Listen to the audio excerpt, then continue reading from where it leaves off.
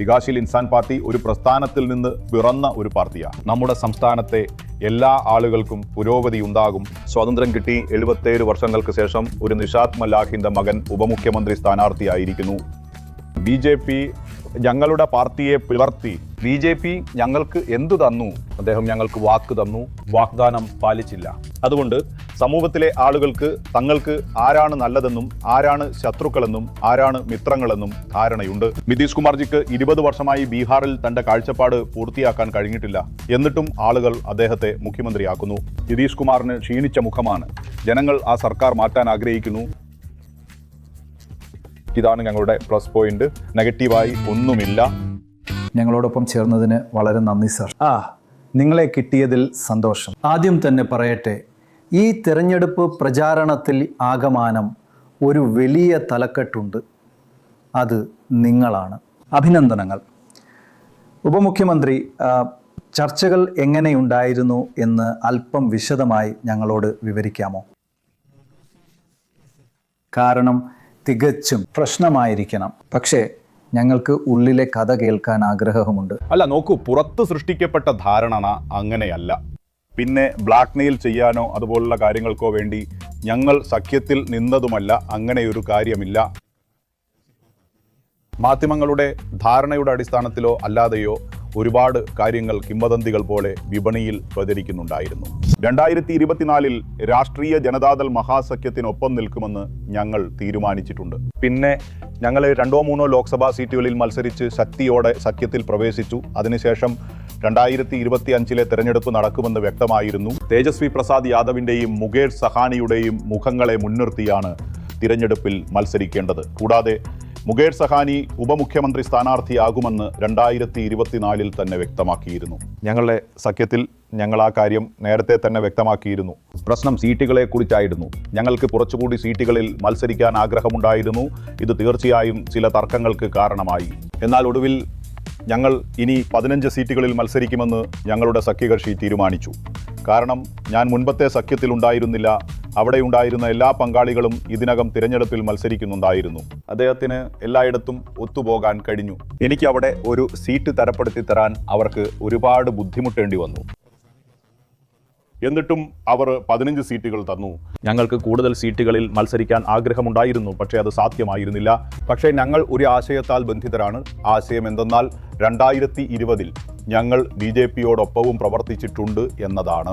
ഞങ്ങൾക്കിടയിലുണ്ടായ ഒരു ചെറിയ തെറ്റിദ്ധാരണയും പരിചയക്കുറവും കാരണം ഞങ്ങൾ ആശയപരമായി സജ്ജരായിരുന്നില്ല.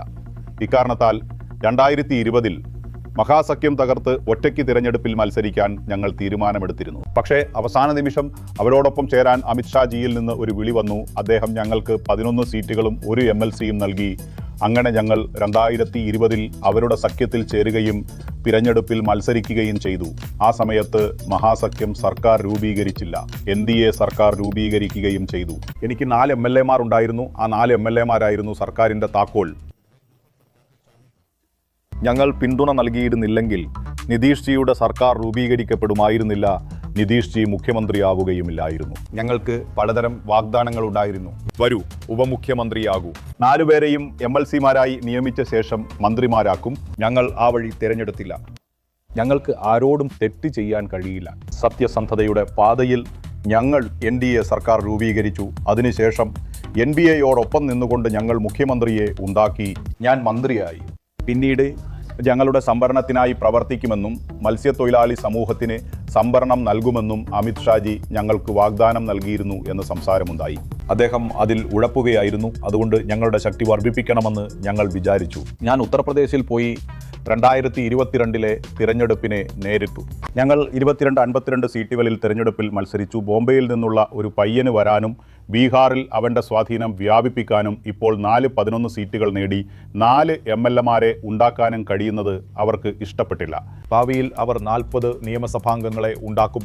ഞങ്ങൾ സ്വന്തമായി ബീഹാറിൽ സർക്കാർ രൂപീകരിക്കും. അതുകൊണ്ട് ഇതെല്ലാം ആലോചിച്ച ശേഷം അവർ ഞങ്ങളുടെ പാർട്ടിയിലെ MLAമാരെ വിലക്കെടുക്കുകയും ഞങ്ങളെ സർക്കാരിൽ നിന്ന് പുറത്താക്കുകയും ചെയ്തു. പിന്നെ 2022 മുതൽ 2024 നിങ്ങൾ മുഖ്യമന്ത്രിയാകുമെന്ന് തീരുമാനിച്ചിരുന്നു. പക്ഷേ അത് തികച്ചും രഹസ്യമായിരുന്നു. അതെ. പിന്നെ നിങ്ങൾ സന്തോഷവാനാണോ? നിങ്ങൾക്ക് സന്തോഷമുണ്ടോ? അതോ സീറ്റുകൾ കുറഞ്ഞതിൽ അല്പം വിഷമമുണ്ടോ? ഇപ്പോൾ നിങ്ങൾക്ക് എന്തു തോന്നുന്നു? സന്തോഷം. സന്തോഷവാനാണ്. ഉപമുഖ്യമന്ത്രി സ്ഥാനാർത്ഥിയുമാണ്. എൻ്റെ ആളുകൾ എന്നെ മുഖമായി നിർത്തി തിരഞ്ഞെടുപ്പിൽ മത്സരിക്കും.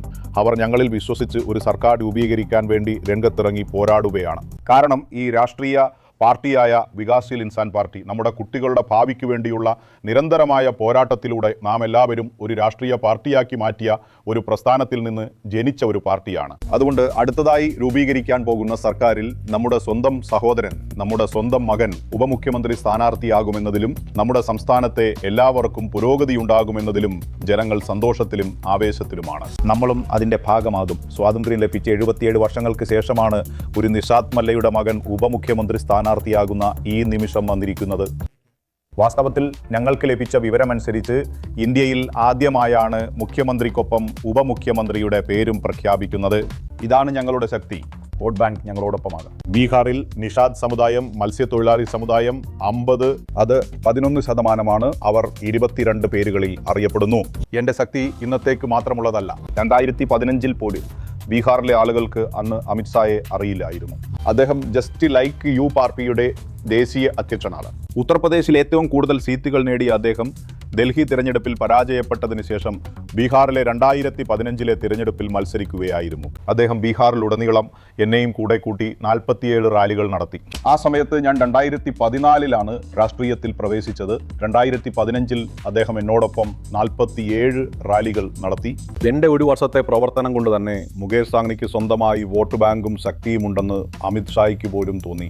2020 അവർക്ക് മറ്റ് വഴികൾ ഉണ്ടായിരുന്നില്ല. അപ്പോഴും മുകേഷ് സാഹ്നി കൂടെ ഇല്ലെങ്കിൽ 40 മുതൽ 50 വരെ സീറ്റുകൾ നഷ്ടപ്പെടുമെന്ന് അവർക്ക് തോന്നിയതുകൊണ്ട് സ്വന്തം വിഹിതത്തിൽ നിന്ന് സീറ്റുകൾ നൽകാൻ അവർ തീരുമാനിച്ചു. കഴിഞ്ഞ 11 വർഷമായി ഞാൻ ജനങ്ങൾക്കിടയിൽ എനിക്കൊരു സ്ഥാനമുണ്ടാക്കാൻ പാടുപെടുകയായിരുന്നു. അവരുടെ അവകാശങ്ങൾക്കായി ഞാൻ പോരാടുകയാണ്. അധികാരം എനിക്കൊരു വിഷയമല്ല. ഞാനൊരു മന്ത്രിയായിരുന്നു. ഞാൻ അമിത്ഷാ, മോദി, യോഗി എന്നിവരെ വാഴ്ത്തുകയും UPയിൽ പോരാടാൻ പോകാതിരിക്കുകയും ചെയ്തിരുന്നെങ്കിൽ ഞാൻ ഇന്നും ഒരു മന്ത്രിയായിരുന്നേനെ. അവരോടൊപ്പം ചേരാൻ എനിക്ക് എപ്പോഴും ഓഫറുകൾ ഉണ്ടായിരുന്നു. 2024 ലോക്സഭയിലേക്ക് വന്ന് പാർലമെന്റ് അംഗമാകാൻ മിസ്റ്റർ മോദിയുടെ ഭാഗത്തു നിന്നും ഒരു ഓഫർ ഉണ്ടായിരുന്നു. മതത്തിനു വേണ്ടി പോരാടുക, മന്ത്രിമാരാവുക. അതുകൊണ്ട് അദ്ദേഹം ഈ ഓഫറുകളെല്ലാം എപ്പോഴും നൽകിക്കൊണ്ടിരുന്നു.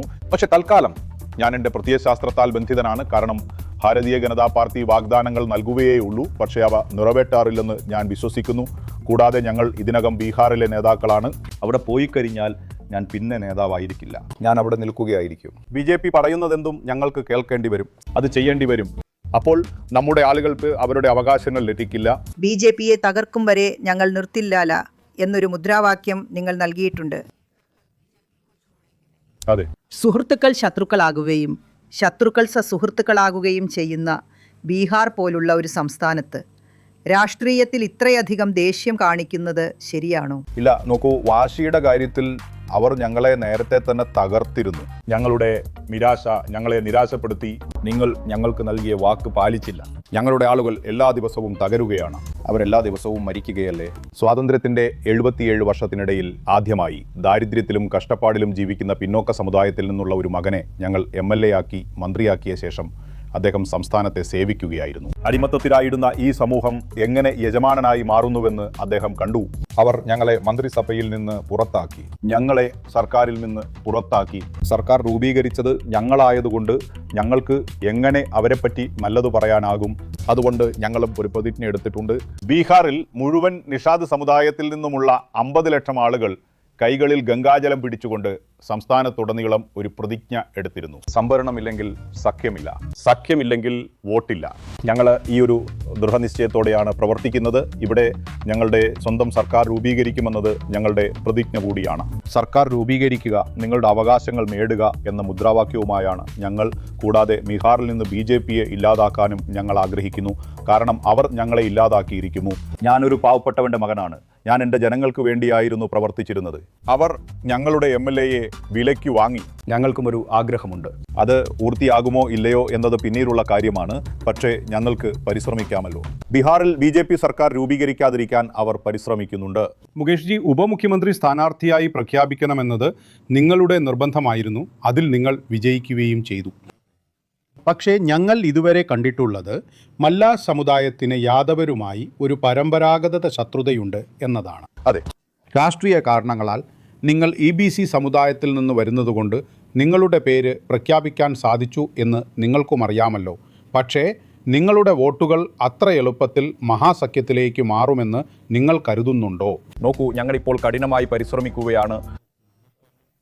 ഭൂമിക്ക് വേണ്ടിയുള്ള പോരാട്ടത്തെക്കുറിച്ച് നിങ്ങൾ പറഞ്ഞത് ശരിയാണ്. അതുകൊണ്ടാണ് ഞങ്ങളുടെ ആളുകൾ ഒരു കാലത്ത് കോൺഗ്രസ് പാർട്ടിയിൽ ഉണ്ടായിരുന്നത്. കോൺഗ്രസിന് ശേഷം പാവപ്പെട്ടവരുടെയും പിന്നോക്കക്കാരുടെയും ദളിതരുടെയും രക്ഷകനും സശബ്ദവുമായി കണ്ട് ഞങ്ങളുടെ ആളുകൾ ലാലുജിയിൽ വിശ്വസിച്ചു. അവർ ദീർഘകാലം അദ്ദേഹത്തോടൊപ്പം നിന്നു. പക്ഷേ പിന്നീട് ഞങ്ങളുടെ ആളുകൾക്ക് അനീതി നേരിടാൻ തുടങ്ങിയ ഒരു സാഹചര്യമുണ്ടായി. ഞങ്ങളുടെ ആളുകളുമായി ഒരു വഴക്കുണ്ടായി.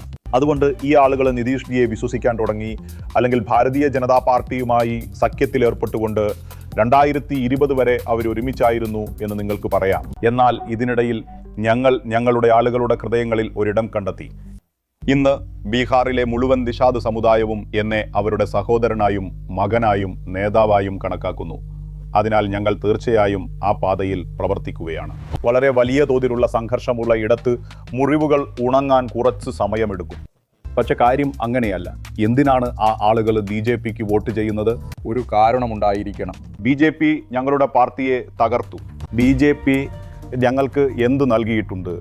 അവർ ഞങ്ങൾക്കൊരു വാഗ്ദാനം നൽകി. അതവർ പാലിക്കാതിരുന്നപ്പോൾ സമൂഹത്തിലെ ആളുകൾക്ക് ആരാണ് ഞങ്ങൾക്ക് നല്ലതെന്നും ആരാണ് ഞങ്ങളുടെ ശത്രുക്കളെന്നും ആരാണ് ഞങ്ങളുടെ സുഹൃത്തുക്കളെന്നും മനസ്സിലാക്കാനുള്ള ബോധമുണ്ട്. അതുകൊണ്ട് ഞങ്ങൾ അതിപിന്നാക്ക വിഭാഗത്തിൽ പെടുന്നുണ്ടെങ്കിലും അതിൽ ഏറ്റവും ശക്തമായ സ്ഥാനമുള്ള ജാതി ഞങ്ങളായ നിഷാദ് സമുദായമാണെന്ന് ഇന്ന് ഞങ്ങൾക്ക് തോന്നുന്നു. ഞങ്ങൾ വളരെ ശക്തരാണ്. കാരണം ഞങ്ങളുടെ ആളുകൾക്ക് പഞ്ചായത്തിലെ ജനപ്രതിനിധികളുമായി കാണാൻ കഴിയും. പഞ്ചായത്തിൽ നിന്ന് അധികാരം എന്താണെന്ന് ഇപ്പോൾ ഞങ്ങൾക്കറിയാം. അതുകൊണ്ട് ഇപ്പോൾ ഞങ്ങൾക്ക് എത്ര വലിയ പോരാട്ടമുണ്ടായാലും ഞങ്ങളുടെ ആളുകൾ ഒരു പ്രത്യയശാസ്ത്രത്താൽ ബന്ധിക്കപ്പെട്ടവരാണ്. അവർ മഹാസഖ്യത്തിന് ഉറപ്പായും വോട്ട് ചെയ്യും. പിന്നെ എവിടെയൊക്കെ ഒന്നോടൊന്ന് എന്ന നിലയിലാണോ, ഒന്നോടൊന്ന് പോരാട്ടമാണോ, അപ്പോൾ സഹോദരങ്ങൾ പോലും പോരടിക്കും. അവിടെ ഒരു ഭിന്നതയും ഉണ്ടാകും. അതുകൊണ്ട് 99.9% ആളുകളും യോജിക്കുകയും ഒരുമിക്കാൻ തയ്യാറാവുകയും ചെയ്യുന്നുണ്ടെന്ന് ഞാൻ കരുതുന്നു. ഈ പ്രാവശ്യം ഞങ്ങൾ ശക്തമായി സർക്കാർ രൂപീകരിക്കും. ഇത്തവണത്തെ തിരഞ്ഞെടുപ്പ് ഫലം കഴിഞ്ഞ തവണത്തെ പോലെയാണെങ്കിൽ പിന്നെ അതെ, BJPക്ക് 5-10 MLA-മാരെ ആവശ്യമായി വന്നാൽ അവർ നിങ്ങളുടെ പാർട്ടി വീണ്ടും പിളർത്തില്ലെന്ന് നിങ്ങൾ എങ്ങനെ ഉറപ്പാക്കും? അവർ നിങ്ങളുടെ MLA-മാരെ വീണ്ടും വിലയ്ക്ക് വാങ്ങില്ല. അതെ, എനിക്കിപ്പോഴും ഇതിനെക്കുറിച്ച് ഭയമുണ്ട്. ഇനി നമുക്ക് എന്തു ചെയ്യാനാകും? ഞങ്ങൾ ബാബാ സാഹേബ് ഭീംറാവു അംബേദ്കറിന്റെ ഭരണഘടനയുടെ അനുയായികളാണ്. ഒരു നിയമസഭാംഗത്തെ വിലയ്ക്ക് വാങ്ങുന്നത് ഒരു കുറ്റകൃത്യമാണെന്ന് ഞങ്ങൾ വിശ്വസിക്കുന്നു. അത് ജനവിധിയുടെ മോഷണമാണ്. കാരണം ജനങ്ങളാണ് ആ നിയമസഭാംഗത്തെ തെരഞ്ഞെടുത്തത്. നിങ്ങൾ നിങ്ങളുടെ സൗകര്യത്തിനായി അവരെ വിശ്വസിച്ചു. എന്നിട്ട് ആരെങ്കിലും അതിനെ വിലയ്ക്ക് വാങ്ങുകയാണെങ്കിൽ അവരാണ് കുറ്റവാളി. ഇന്ന് ഞാൻ റോഡിലൂടെ നടക്കുകയാണ്. ആരെങ്കിലും എന്നെ കൊല്ലിക്കുകയോ അല്ലെങ്കിൽ എന്നെ വെടിവെക്കാൻ ആരെയെങ്കിലും അയക്കുകയോ ചെയ്താൽ കൊന്നവനേക്കാൾ വലിയ കുറ്റവാളി കൊല്ലാൻ ഉത്തരവിട്ടയാളാണെന്ന് ഞാൻ വിശ്വസിക്കുന്നു. അതുകൊണ്ട് ഒരു ജനാധിപത്യത്തിൽ ഒരാളുടെ നിയമസഭാംഗങ്ങളെ വിലയ്ക്ക് വാങ്ങുന്നതും ഒരു സർക്കാരിനെ അട്ടിമറിക്കുന്നതും ശരിയല്ല. അതിനെക്കുറിച്ച് നമുക്ക് എന്ത് ചെയ്യാനാകും? ഇപ്പോൾ അവരുടെ കൂടെ പ്രമുഖ വ്യവസായികളും വളരെ സമ്പന്നരായ ആളുകളുമുണ്ട്. അവർക്ക് ഒരുപാട് പണം കിട്ടുന്നുണ്ട്. 100-200 കോടി രൂപ കൊടുത്ത് അവർക്ക് ഒരു MLA-യെയോ MP-യെയോ വാങ്ങാൻ കഴിയും. നമുക്ക് എന്ത് ചെയ്യാൻ കഴിയും?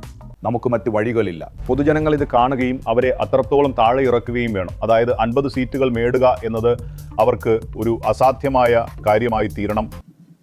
ബീഹാർ ഇപ്പോൾ എല്ലാ സംസ്ഥാനങ്ങളിലും വെച്ച് ഏറ്റവും ദരിദ്രമാണ്. പ്രതിശീർഷ GDP ഏറ്റവും കുറവാണ്. പക്ഷേ അവരവിടുത്തെ ആളുകൾ അതിശയകരമാം വിധം ബുദ്ധിയുള്ളവരാണ്. എല്ലാ സംസ്ഥാനങ്ങളിലെയും ജനങ്ങളെക്കാൾ ഏറ്റവും ബുദ്ധിയുള്ളവർ നമ്മുടെ ആളുകളാണെന്ന് ഞാൻ കരുതുന്നു. എന്നിട്ടും രാഷ്ട്രീയക്കാർ ബീഹാറിനെ നശിപ്പിച്ചു. എന്തുകൊണ്ട്? രാഷ്ട്രീയക്കാർ എങ്ങനെയാണ് അതിനെ നശിപ്പിച്ചത്? ഇവിടുത്തെ ജനങ്ങൾ നല്ലവരാണ്. പക്ഷേ രാഷ്ട്രീയക്കാർ എങ്ങനെയാണ് ബീഹാറിനെ നശിപ്പിച്ചത്? ഒരു സാഹചര്യം സൃഷ്ടിക്കപ്പെട്ടിട്ടുണ്ട്. അതിന് രാഷ്ട്രീയക്കാരെ മാത്രം കുറ്റപ്പെടുത്താനാവില്ല. ആളുകളുടെ കുറവ് കൊണ്ടാണ് നമ്മൾ ഇന്ന് ഈ അവസ്ഥയിലെത്തിയത്. അതിന് ഒരാളെ മാത്രം കുറ്റപ്പെടുത്തുന്നത് ശരിയല്ല. പക്ഷേ ജനങ്ങൾ നല്ലവരാണെന്നും രാഷ്ട്രീയക്കാർ നല്ലവരല്ലെന്നും നിങ്ങൾ സമ്മതിക്കുന്നുണ്ടോ? ഇല്ലല്ല, ഞാൻ ഉദ്ദേശിച്ചത് ജനങ്ങളും നല്ലവരാണ്, രാഷ്ട്രീയക്കാരും നല്ലവരാണ് എന്നാണ്. ജനങ്ങളിലും അതുപോലെ നേതാക്കളിലും ചില കുറവുകളുണ്ട്. ഇതാണ് സത്യം. ഇന്ന് നോക്കൂ, ഗുജറാത്തിലെ പ്രതിശീർഷ വരുമാനം പ്രതിവർഷം 3 ലക്ഷം രൂപയും ബീഹാറിലേത് 60,000 രൂപയുമാണെന്ന് നിതീഷ് ജി വിശ്വസിക്കുന്നുവെങ്കിൽ പിന്നെ എന്തിന് നമ്മുടെ ബീഹാറിൽ ഇത്രയധികം വിദ്യാസമ്പന്നരുണ്ടായിട്ടും അവർ 20 വർഷമായി ഒരേ സർക്കാരിനെ തിരഞ്ഞെടുക്കുന്നു? അത് ഉപേക്ഷിക്കണം. ഇത് ശരിയല്ലെന്ന് ഞാൻ വിശ്വസിക്കുന്നു. കാരണം ഒരു കുളത്തിൽ വെള്ളം കെട്ടിക്കിടന്നാൽ അതും നാറാൻ തുടങ്ങും. അപ്പോൾ നിതീഷ് കുമാറിന് 20 വർഷമായി ബീഹാറിൽ അദ്ദേഹത്തിൻ്റെ കാഴ്ചപ്പാട് പൂർത്തിയാക്കാൻ കഴിഞ്ഞിട്ടില്ല. എന്നിട്ടും ആളുകൾ അദ്ദേഹത്തെ മുഖ്യമന്ത്രിയാക്കുന്നു. അതിന് ഞാനും ഒരു കുറ്റക്കാരനാണ്. കാരണം 2020 ഞങ്ങൾ അദ്ദേഹത്തെ മുഖ്യമന്ത്രിയാക്കി. ശരി, പക്ഷേ മോദിജി 2 കോടി തൊഴിലവസരങ്ങൾ നൽകും, വിദേശത്ത് നിന്ന് കള്ളപ്പണം തിരികെ കൊണ്ടുവരും, 15 ലക്ഷം രൂപ തരും എന്നൊക്കെ പറഞ്ഞ് അവർ ജനങ്ങളെ കബളിപ്പിക്കുകയാണ്. ഇതെല്ലാം പറഞ്ഞിട്ടുള്ളതാണ്. ഇപ്പോൾ 5 കിലോഗ്രാം അരി നൽകി. അതിനുശേഷവും രാജ്യത്തെ ജനങ്ങൾ മോദിജിക്ക് ഭൂരിപക്ഷം നൽകിക്കൊണ്ടിരിക്കുന്നു. ഞങ്ങൾക്ക് യുദ്ധം ചെയ്യാൻ കഴിയും, പക്ഷേ അവർക്കൊരു ചക്രവ്യൂഹവും നിരവധി കെണികളും ഉപകരണങ്ങളുമുണ്ട്. അത് EDയെയും CBIയെയും വിന്യസിച്ച് നിലവിലെ സർക്കാർ ഉപയോഗിക്കുന്നു. ഉദാഹരണത്തിന് കഴിഞ്ഞ ലോക്സഭാ തിരഞ്ഞെടുപ്പിൽ രാഹുൽ ഗാന്ധിയുടെ ബാങ്ക് അക്കൗണ്ട് മരവിപ്പിച്ചു. തിരഞ്ഞെടുപ്പിനിടയിൽ അദ്ദേഹത്തിൻ്റെ കയ്യിൽ പണമില്ലായിരുന്നു, ചെലവഴിക്കാൻ കഴിഞ്ഞില്ല. അതിൻ്റെ ഫലമായി ഞങ്ങൾ പരാജയപ്പെട്ടു. അതുകൊണ്ട് അവർ ഇതെല്ലാം ഉപയോഗിക്കുകയാണെങ്കിൽ അവർ ജനാധിപത്യത്തെ നശിപ്പിക്കുകയാണ്. അവർ ഇന്ന് ചെയ്യുന്നത് ഹിറ്റ്ലറുടെ ഭരണത്തിന് തുല്യമാണ്. പോരാടുകയല്ലാതെ ഞങ്ങൾക്ക് മറ്റു മാർഗമില്ല. എനിക്ക് അവസാനമായി ഒരു ചോദ്യമുണ്ട്. ഈ തിരഞ്ഞെടുപ്പിൽ മഹാസഖ്യത്തിനുള്ള 3 പ്ലസുകളും 3 മൈനസുകളും എന്തൊക്കെയാണ്? ഒരു പ്ലസ് പോയിന്റ് മുഖ്യമന്ത്രി സ്ഥാനാർത്ഥിയായ തേജസ്വി പ്രസാദ് യാദവ് എന്ന പുതിയ യുവമുഖമാണ്. അതീവ പിന്നാക്ക വിഭാഗമായ മല്ല സമുദായത്തിൽ നിന്നുള്ള സ്വന്തമായി വോട്ട് ബാങ്കുള്ള ഒരു മകൻ ഉപമുഖ്യമന്ത്രിയാണ് എന്നതാണ് പ്ലസ് പോയിന്റ്. പ്ലസ് പോയിന്റ് എന്തെന്നാൽ നിതീഷ് കുമാർ ഒരു ക്ഷീണിച്ച മുഖമാണ്. ജനങ്ങൾ സർക്കാർ മാറ്റാൻ ആഗ്രഹിക്കുന്നു. ഇതാണ് ഞങ്ങളുടെ പ്ലസ് പോയിന്റ്. നെഗറ്റീവായി ഒന്നുമില്ല. ഓക്കെ, നിങ്ങൾ എല്ലാവരും ജയിക്കണമെന്നാണ് കോൺഗ്രസ് പറയുന്നത്. 3 ഉപമുഖ്യമന്ത്രിമാർ ഉണ്ടാകും, നിങ്ങളും മറ്റ് 2 പേരും. ഇത് നിങ്ങൾക്ക് ശരിയായി തോന്നുന്നു? ഇതിനെക്കുറിച്ച് താങ്കൾക്ക് എന്താണ് തോന്നുന്നത്? ഇല്ല, ഞങ്ങൾ എല്ലാവരും തുല്യരായിരിക്കുമോ അതോ വ്യത്യസ്തരായിരിക്കുമോ? എങ്ങനെ? ഇല്ല, നോക്കൂ, ഒരു CM സ്ഥാനം വ്യക്തമാണ്, ഒരു ഉപമുഖ്യമന്ത്രിയും വ്യക്തമാണ്. അതുകൂടാതെ സമൂഹത്തെ ഒന്നിപ്പിക്കാനും ബഹുമാനിക്കാനും വേണ്ടി ഞങ്ങളുടെ സഖ്യത്തിൽ നിന്ന് കൂടുതൽ ഉപമുഖ്യമന്ത്രിമാരെ നിയമിക്കുമെന്ന് ഞങ്ങൾ പറഞ്ഞു. എത്ര പേരെ നിയമിക്കുമെന്ന് ഇതുവരെ വ്യക്തമായിട്ടില്ല. അത് ആരായിരിക്കുമെന്നും വ്യക്തമല്ല. സർക്കാർ രൂപീകരിച്ച ശേഷം ഈ അധികാരം മുഖ്യമന്ത്രിക്കാണ്. ഇനിയും എത്ര പേരുണ്ടാകുമെന്നും ആ ആളുകൾ ആരായിരിക്കുമെന്നും ഞങ്ങളിരുന്ന് തീരുമാനിക്കും. സമയം വരുമ്പോൾ ഞങ്ങൾ ആ തീരുമാനമെടുക്കും. നിലവിൽ ഒരു മുഖ്യമന്ത്രിയും ഒരു ഉപമുഖ്യമന്ത്രിയുമുണ്ട്. പക്ഷേ അത് 6, 8, 10 ആയിരിക്കില്ല, അല്ലേ? ഇല്ല, അത്രയൊന്നും ഉണ്ടാകില്ല. മന്ത്രിസഭയിൽ ഒരുപാട് മന്ത്രിമാരുണ്ടാകും. ഇത് ഉപമുഖ്യമന്ത്രിയാണ്. 36 ക്യാബിനറ്റ് മന്ത്രിമാരുണ്ടാകുമെന്നാണ് എനിക്ക് തോന്നുന്നത്. 10 ഉപമുഖ്യമന്ത്രിമാർ ഉണ്ടാകില്ലേ? ഇല്ല, അത് സംഭവിക്കില്ല. മാധ്യമങ്ങളിൽ ഇത് റിപ്പോർട്ട് ചെയ്തിട്ടുണ്ട്. എനിക്കൊരു ചെറിയ ചോദ്യമുണ്ട്. ചർച്ചയ്ക്കിടയിൽ തർക്കം നടന്നുകൊണ്ടിരുന്നപ്പോൾ നിങ്ങൾ ഇത്രയൊക്കെ മതിയെന്ന് അദ്ദേഹം പറഞ്ഞു. അതിനാൽ രാഹുൽ ഗാന്ധി വ്യക്തിപരമായി അഭിമുഖം നടത്തി. അത് ശരിയാണോ? ഇല്ല, നോക്കൂ, സീറ്റുകളുടെ കാര്യത്തിൽ തീർച്ചയായും ചില അഭിപ്രായ വ്യത്യാസങ്ങൾ ഉണ്ടായിരുന്നു. കഴിഞ്ഞ തവണ ഞങ്ങൾ ചെയ്ത തെറ്റ് ഒരു പത്രസമ്മേളനത്തിൽ വെച്ച് സഖ്യം വിട്ടു എന്നതായിരുന്നു. അങ്ങനെ ഒരു സാഹചര്യം സൃഷ്ടിക്കാൻ ഞങ്ങൾ ആഗ്രഹിച്ചില്ല. മഹാസഖ്യത്തോടൊപ്പം ഉറച്ചു നിൽക്കാൻ ഞങ്ങൾ ആഗ്രഹിച്ചു. BJPയെ പരാജയപ്പെടുത്താൻ എന്തും ത്യജിക്കാൻ ഞങ്ങൾ തയ്യാറാണെന്ന് പ്രതിജ്ഞയെടുത്തിരുന്നു. തീർച്ചയായും സീറ്റുകളെ ചൊല്ലി ചില തർക്കങ്ങൾ ഉണ്ടായിരുന്നു. പക്ഷേ ഞങ്ങൾക്ക് സഖ്യത്തിൽ തുടരാൻ വേണ്ടി രാഹുൽ ഗാന്ധിജി, ദീപങ്കർജി, മറ്റ് സഖ്യകക്ഷികൾ എന്നിവർ സീറ്റുകളുടെ എണ്ണം ക്രമീകരിച്ച് മധ്യസ്ഥത വഹിച്ചതോടെ അത് പരിഹരിക്കപ്പെട്ടു. സഖ്യത്തിൽ തുടരുക എന്നത് എൻ്റെ മുൻഗണനയായിരുന്നു. ഞങ്ങളുടെ സഖ്യകക്ഷികളും രാഹുൽ ഗാന്ധിജിയും ഞങ്ങൾ തുടരണമെന്ന് ആഗ്രഹിച്ചു. അതിനാൽ ഞങ്ങൾ 15 സീറ്റുകളിൽ ഒരു ധാരണയിലെത്തി. അതുകൊണ്ടാണ് ഞങ്ങൾ ഇന്ന് സഖ്യത്തിലുള്ളത്. അത് അല്പം വളരെ നിസ്സാരമായിരുന്നു, പക്ഷേ അതൊരു വിഷയമല്ല.